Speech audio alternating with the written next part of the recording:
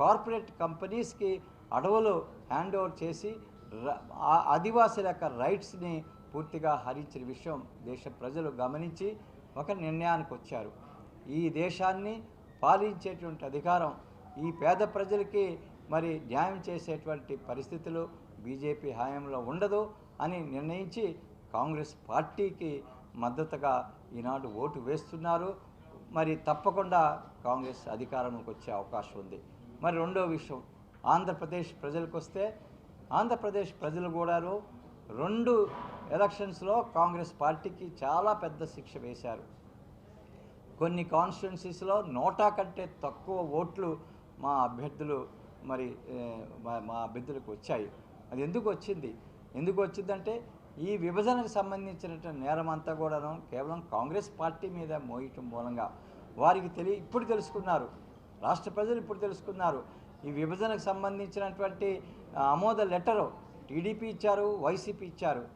విభజన అయిన తర్వాత రాష్ట్ర అభివృద్ధికి, రాష్ట్ర ప్రజల అభివృద్ధికి చేయవలసినటువంటి హామీల విషయంలో ఈ 2 పార్టీలు టీడీపీ కానీ వైసీపీ కానీ ఏ మాత్రం మరి శ్రమ చేసి ఎటువంటి అంశాలు ఉండాలనే విషయం మీద ఏమాత్రం వారి దృష్టిని మరి పారించలేదు. అంతేకాదు విభజన అయిపోయిన తర్వాత విభజన హామీలు అమలు చేయడంలో కూడాను పూర్తిగా గత 10 సంవత్సరాల్లో విఫలమయ్యారు. కానీ కాంగ్రెస్ పార్టీ ఈ విషయాన్ని పదే ప్రజల ముందుకు తీసుకెళ్తుంది. రాహుల్ గాంధీ గారు కేంద్రంలో కాంగ్రెస్ ప్రభుత్వం వచ్చిన తర్వాత మొదటి సంతకం రాష్ట్రానికి మరి ప్రత్యేక హోదా కాబోతుందని వారు చెప్పారు.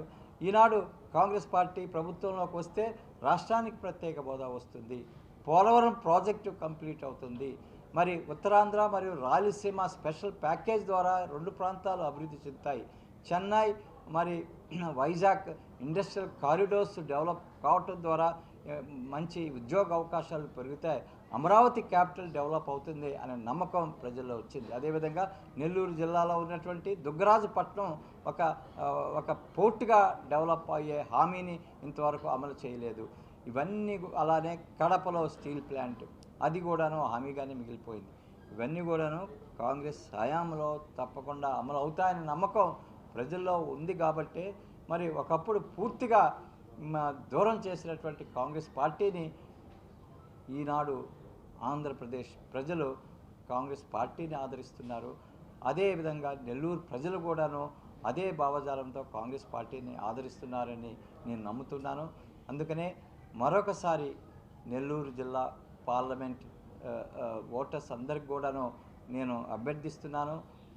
మీరు ఓటింగ్ బూత్కి వెళ్ళినప్పుడు పార్లమెంట్ బ్యాలెట్ యూనిట్లో మొదటి సంఖ్యలో ఉన్నటువంటి హస్తం గుర్తుకి మీరు ఓటు వేసి మీ పార్లమెంట్ అభ్యర్థి కొప్పుల రాజా నన్ను గెలిపించమని, అదేవిధంగా నెల్లూరు అర్బన్ మా వామపక్ష అభ్యర్థి మూలం రమేష్ గారికి ఓటు వేసి వారిని గెలిపించమని, అలానే మిగతా అసెంబ్లీ కాన్స్టిట్యున్సీస్లో మా కాంగ్రెస్ క్యాండిడేట్స్ని హస్తం గుర్తుపైన ఓటు వేసి గెలిపించమని మనవి చేస్తూ మీ అందరికీ మీరు నా ఎడల చూపించినటువంటి ఆదరాభిమానాలకి ప్రేమకి మరొకసారి నా ధన్యవాదాలు తెలియజేస్తూ సెలవు తీసుకున్నాను. జై హింద్.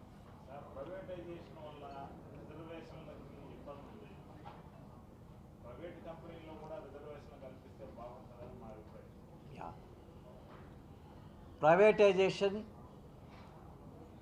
మూలంగా ఏ విధంగా బాబాసాహెబ్ డాక్టర్ బిఆర్ అంబేద్కర్ ఇచ్చినటువంటి రిజర్వేషన్ హక్కు దళితులకి దూరం అవుతుంది అనే విషయం మీద కాంగ్రెస్ పార్టీ చాలా స్పష్టంగా అధ్యయనం చేసి కాంగ్రెస్ పార్టీ అనేక సందర్భాల్లో, ఉదాహరణకి రాయ్పూర్లో జరిగినటువంటి కాంగ్రెస్ అధివేశంలో social justice and empowerment group కన్వీనర్గా నేను ఒక రెజల్యూషన్ మూవ్ చేసి కాంగ్రెస్ పార్టీ ఆమోదాన్ని పొందున్నాను. అదేమిటంటే ప్రైవేట్ సెక్టర్లో రిజర్వేషన్స్ అనేది అమలు చేయటం ద్వారా సామాజిక న్యాయంతో పాటుగా ప్రొడక్టివిటీ కూడాను పెరిగే అవకాశం ఉన్నది. ఎందుకంటే డైవర్సిటీ, వర్క్ ప్లేస్లో డైవర్సిటీ ఉంటే ప్రొడక్టివిటీ పెరుగుతుంది అనేది అనేక పరిశోధనల వల్ల తెలుస్తుంది. కాబట్టి కాంగ్రెస్ పార్టీ రాయ్పూర్ రిజల్యూషన్లో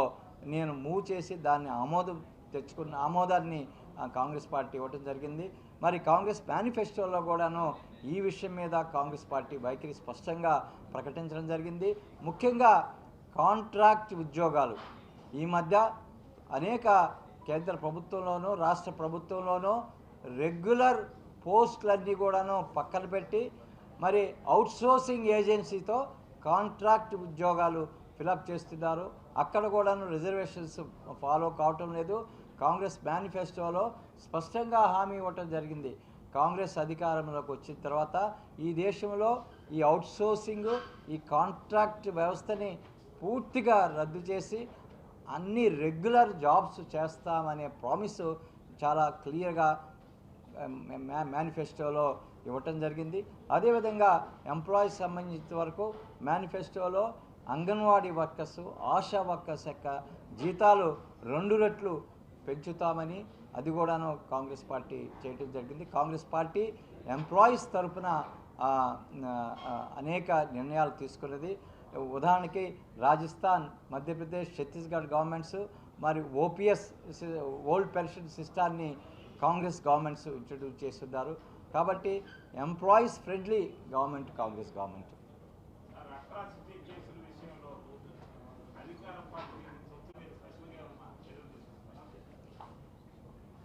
మీ అందరూ ఒక 2 నిమిషాలు తీసుకుంటాను ఈ ప్రశ్నకి సమాధానం చెప్పడానికి. మీ అందరికి కూడా తెలుసు, prevention of atrocities act 1989 Rajiv Gandhi గారు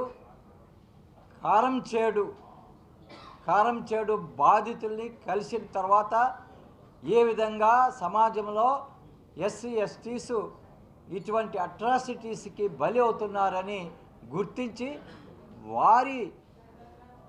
వారు ప్రధానమంత్రిగా ఉన్నప్పుడు వారి ప్రేరణతో ప్రివెన్షన్ ఆఫ్ అట్రాసిటీ యాక్ట్ వచ్చింది 19